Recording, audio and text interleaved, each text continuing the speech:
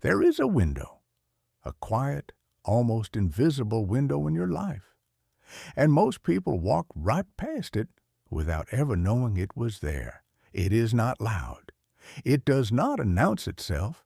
It does not send you a letter or ring a bell. It simply opens, stays open for about a decade, and then, gently, without ceremony, it closes. And once it closes, the cost of having missed it can echo through the rest of your financial life and the lives of the people you love most.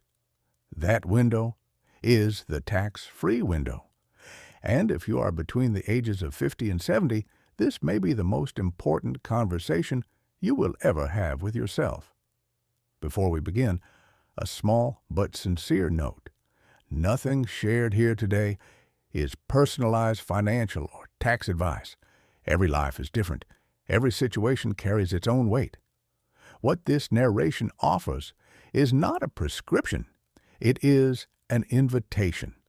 An invitation to slow down, to think clearly, and to understand a concept that, for reasons no one can fully explain, almost no one talks about. If you have not already, please take a moment to subscribe to this channel and leave a comment below. This story is worth sharing, and conversations like this one thrive when good people gather around them. So let us ask the question that will guide us through the next few minutes together. What would it mean to you, truly mean to you, if you could move hundreds of thousands of dollars from the taxable world into the tax-free world, quietly, legally, and with almost no one noticing? There is a peculiar kind of wisdom that only comes with age. It is not the sharp, confident wisdom of youth, the kind that moves fast and speaks loudly. It is something quieter, something earned through years of watching, waiting, and occasionally making mistakes that cost more than they taught. It is the wisdom of understanding that life, like money, does not reward those who shout the loudest. It rewards those who pay attention at the right moment. And paying attention, real, patient, unhurried attention, is the foundation of everything we will explore today. The tax-free window is not a trick. It is not a loophole in the way that word is often whispered with suspicion. It is, in fact, one of the most straightforward and deliberately designed features of the American tax code. It exists because the government itself created it, quietly, without fanfare. And it applies to millions of Americans who have spent decades saving and working and building a life. It simply requires that a person understand it exists, understand how it works, and have the patience, the deep, unhurried patience, to act on it at precisely the right time. For most people, that time is somewhere between the ages of 60 and 72. To understand why this window matters, we must first understand where most retirees keep their money. And here is the uncomfortable truth that almost no one says out loud. The majority of the retirement savings in this country, the hard-earned, decades-long savings of millions of good, disciplined people, is sitting inside accounts that are, in a very real sense, not entirely theirs. These are the traditional 401k accounts, the traditional IRAs, the pension rollovers, the accounts where money went in before taxes were paid, where it grew quietly for 20, 30, 40 years, and where it has been waiting, patiently, loyally, for the moment you finally decided to take it out. But here is what that loyalty costs. Every single dollar that comes out of those accounts will be taxed as ordinary income, not as capital gains, with their more forgiving rates. As ordinary income, the same rate that applied to the very first paycheck a person ever received. And for many retirees, especially those who saved diligently and invested wisely, that tax bill can be staggering. It can reach into the hundreds of thousands of dollars over a lifetime. It can quietly, persistently erode the very wealth that decades of discipline were meant to protect. This is not a flaw in the system that needs to be fixed. It is simply the agreement that was made long ago when the money first went into those accounts. The government said, in essence, you do not have to pay taxes on this money now. But when the time comes to use it, when you finally reach into that nest egg, we will be there waiting with our hand extended. And so the question becomes, is there a way, a legal, intentional, beautifully simple way, to change the terms of that agreement? The answer, for those who act during the right years, is yes. The tool that makes this possible is called a Roth conversion. And if those two words have not yet entered your vocabulary, this is your quiet invitation to let them in. A Roth conversion is, at its heart, a decision, a deliberate, considered decision to take money from a traditional tax-deferred account, your 401k, your traditional IRA, and move it into a Roth IRA. When you make that move, you pay taxes on the amount converted in the year you convert it. That is the cost. That is the price of entry. But here's what you gain in return. From that moment forward, that money, every dollar of it, grows completely tax-free. And when you eventually withdraw it, whether in 5 years or 25, you will not owe a single cent in federal taxes. Not on the growth, not on the principal, nothing. It is, when you think about it, a remarkable bargain. You are essentially buying your future freedom from taxes at today's price. And the tax-free window, those years between 60 and 72, is, for many people, the very best time to make that purchase. But why those years? Why not earlier? Why not later? The answer lies in a quiet convergence of circumstances that, for a brief and fleeting period, aligns in a retiree's favor in a way it almost never does at any other point in life. Consider what the world looks like for a person at, say, 63 years old. They have perhaps just left their career behind, or they are preparing to. Their income, that steady, reliable paycheck that once defined their financial rhythm, has slowed or stopped entirely. For the first time in decades, their taxable income is, by most standards, remarkably low. And yet, and this is the critical insight, their wealth is not low. Their savings are not low. Their net worth, built quietly over a lifetime, may be the highest it has ever been. They simply are not earning much of it as income in the traditional sense. This creates a rare and precious gap, a gap between what they earn, which is small, and what they have, which is large. And it is inside this gap that the Roth conversion strategy finds its power. Because tax brackets are not determined by how much money a person has. They are determined by how much taxable income a person reports in a given year. And if a retiree is sitting in a low bracket, truly low, in the 10 or 12 or even 22% range, then the cost of converting a portion of their traditional IRA into a Roth IRA is, by historical standards, remarkably affordable. They are paying taxes on that money now in a year when their bracket is forgiving, so that they never have to pay taxes on that money again. They are trading a small tax bill today for the permanent elimination of a potentially enormous tax bill tomorrow.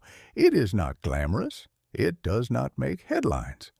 But for the patient, the thoughtful, The people who understand that the best financial moves are often the quietest ones. It is, in many ways, the single most powerful financial decision available to them. There is a story, not from a textbook, but from life itself, that illustrates this beautifully. Imagine a woman named Margaret. Margaret spent 35 years as a school teacher. She was not wealthy by any dramatic standard.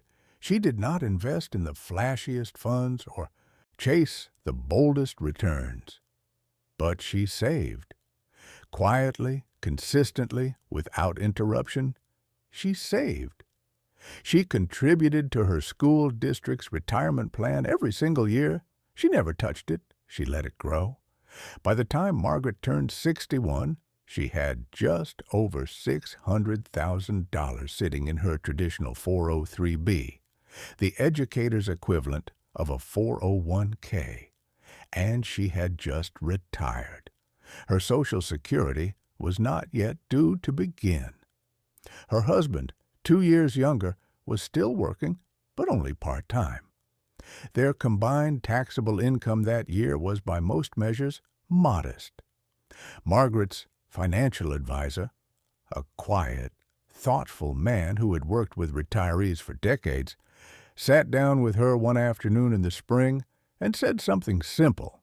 He said, "Margaret, this may be the most important tax year of your life, not because of what you earn, but because of what you could do with what you have." Over the next 3 years, Margaret and her advisor moved approximately $150,000 from her traditional account into a Roth IRA. They did it carefully. They did it in measured amounts each year, keeping her taxable income well within a favorable bracket. They paid the taxes.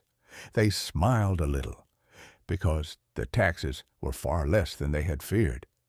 And then, years later, when Margaret began drawing from her Roth to supplement her Social Security and her husband's small pension, she drew tax-free, completely, entirely, beautifully tax-free. The money that had once been shackled to the tax code was free, and so, in a way that mattered deeply to her, was she. Now, there is another force at work during these years, one that adds urgency to the conversation without adding panic. It is called required minimum distributions, and it is worth understanding clearly. The government does not allow money to sit in a traditional IRA forever without being taxed. Beginning at age 73, under the rules established by the Secure 2.0 Act, the IRS requires that a retiree begin withdrawing a minimum amount from their traditional retirement accounts each year. These withdrawals are taxed as ordinary income, and as a person ages, the required amount grows. It can push a retiree into a higher tax bracket than they were in during their early 60s. It can cause Social Security benefits to be partially taxed. It can even trigger surcharges on Medicare premiums, a phenomenon known with quiet irony as the IRMA surcharge. This is why the window matters. This is why the years before 73 are so precious. Because once required minimum distributions begin, the retiree loses a significant amount of control over how much taxable income they report each year. The government begins to dictate the pace, and the opportunity to convert at favorable rates begins to shrink, sometimes dramatically. The tax-free window, then, is not just an opportunity, it is a countdown. A gentle, unhurried countdown that rewards those who recognize it and act thoughtfully within it. There is an emotional dimension to all of this that deserves to be spoken aloud, because money, especially money in retirement, is never purely mathematical. It is deeply, profoundly emotional. For many people who grew up with less or who lived through recessions, or who watched parents struggle, the act of saving itself carries a kind of quiet reverence. There is something almost sacred about watching a number grow, about knowing that decades of discipline have produced something real and lasting. And the idea of voluntarily paying taxes on that money, even strategically, even wisely, can feel at first almost like a betrayal of the very discipline that built it. This feeling is real. It should not be dismissed, but it should also be gently, honestly examined, because the alternative, leaving that money untouched in its traditional account, hoping somehow that the future will be kinder, is not neutral. It is a choice, just as surely as converting is a choice. And it is a choice that for many retirees will result in far more taxes paid over time, not less. The required minimum distributions will come. The tax brackets may rise. The rules may change. The future, for all its unknowability, is unlikely to become more generous. The Roth conversion, done thoughtfully during the window years, is not about paying taxes. It is about choosing when and how much to pay, and choosing, with clarity and calm, the most favorable terms available. There is a quiet courage in that, a courage that does not announce itself, but simply acts, wisely and without drama, in the service of the people a retiree loves most. And this brings us to something that is rarely discussed in financial planning, but is, in many ways, the deepest reason any of this matters: legacy. For most retirees, the money is not ultimately about them. It never really was. It was about the life they were building. For a spouse, for children, for grandchildren, for a cause or a community that mattered to them. And when a person leaves behind a traditional IRA, an account still full of tax-deferred money, they are not leaving behind wealth in its purest form.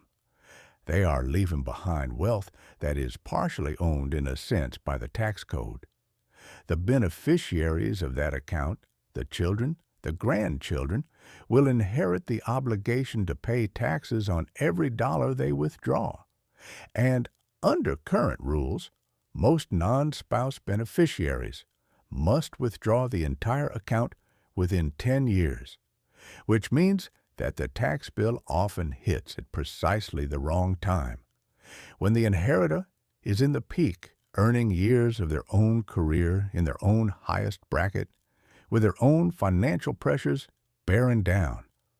A Roth IRA, by contrast, passes to beneficiaries entirely tax-free. The growth, the principal, all of it, free of federal tax. It is one of the most generous gifts a person can leave behind. And it is not a gift that requires great wealth to give. It simply requires the wisdom to convert during the years when conversion is most affordable. This is the deeper meaning of the tax-free window. It is not merely a tax strategy. It is an act of love expressed in the language of numbers and brackets and quiet, patient planning. There is a phrase that surfaces often in conversations about money and aging, and it is worth pausing on for a moment. The phrase is, "It is not about the money." And in one sense, this is true. The deepest satisfactions of life, health, connection, purpose, peace, cannot be purchased with any amount of money. No portfolio, however well managed, can replicate the warmth of a grandchild's laughter or the stillness of a morning spent doing nothing at all. But here is the quiet counterpoint, the small and honest truth that deserves to be said. Money, well managed and wisely placed, is one of the great enablers of peace. It does not create peace on its own, but it removes obstacles to it. It frees a person from worry. It allows generosity, without anxiety. It turns the final chapter of life from a tightrope walk into a gentle, unhurried stroll. And the tax-free window is, in this light, not a financial maneuver. It is an investment in peace. It is a way of saying, quietly and without fanfare, I have thought about the future. I have planned for it. And I have done so not with fear, but with clarity. A word now about what this strategy is not. It is not something to rush.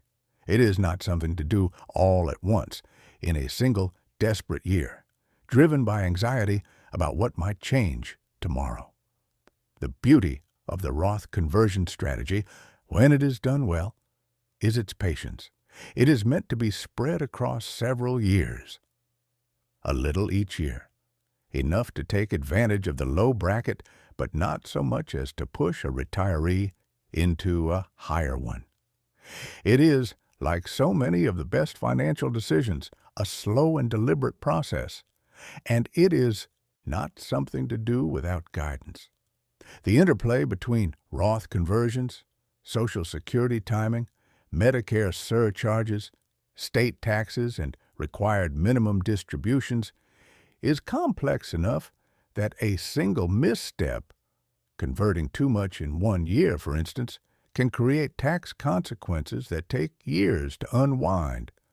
A qualified financial planner or tax advisor, someone who understands the full picture of a retiree's situation, is not a luxury here. It is a quiet necessity. The wisdom is not in knowing every technical detail.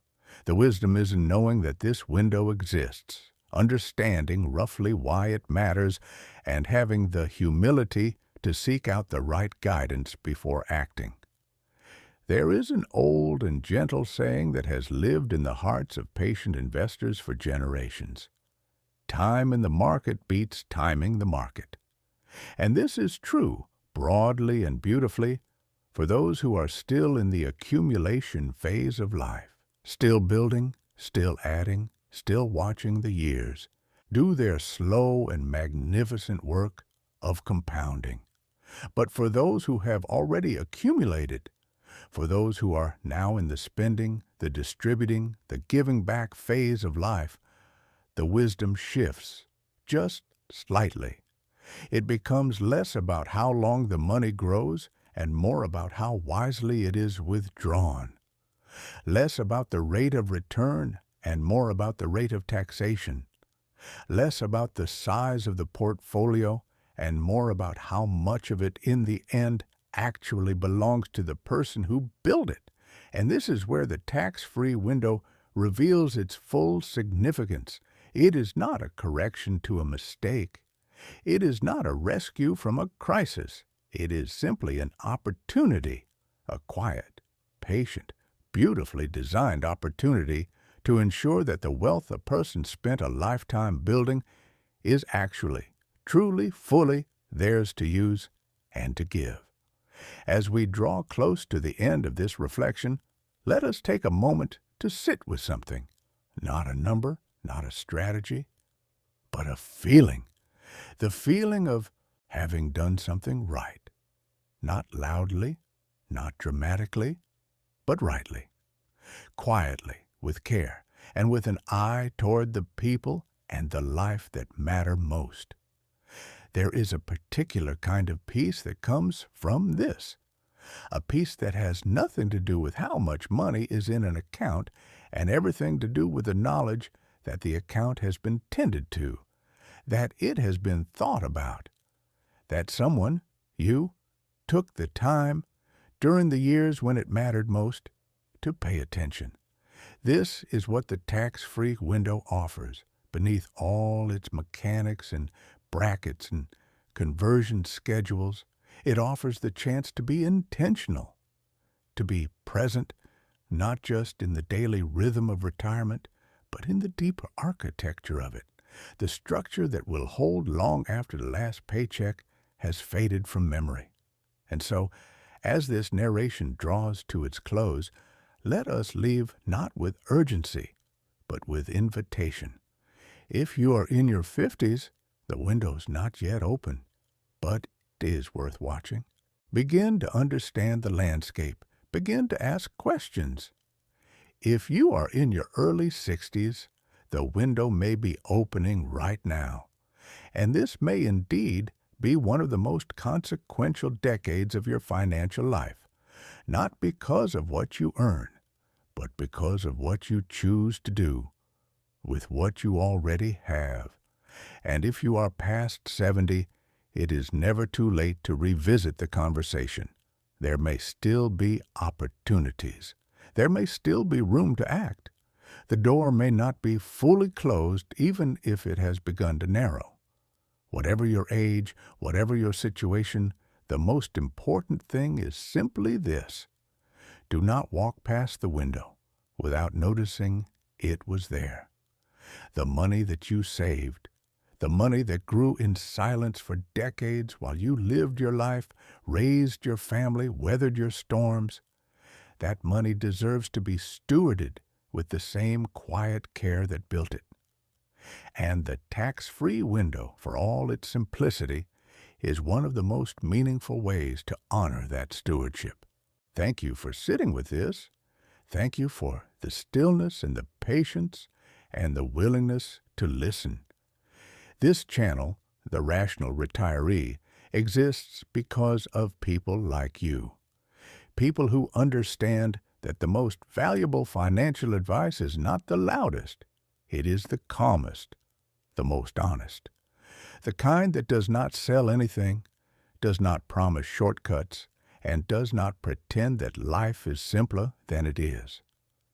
If this conversation has stirred something in you, a question, a thought, a quiet resolve to look more closely at your own situation, then it has done its work. Share it with someone you care about. Leave a comment below. Let us know what this meant to you or what you would like to explore next. And if you have not yet, subscribe. These conversations will continue, and they will always be here, waiting, just as the best things in life always are, for those who are ready to receive them. The window's open, the light is good, and the time, as it always is for those who are paying attention, is now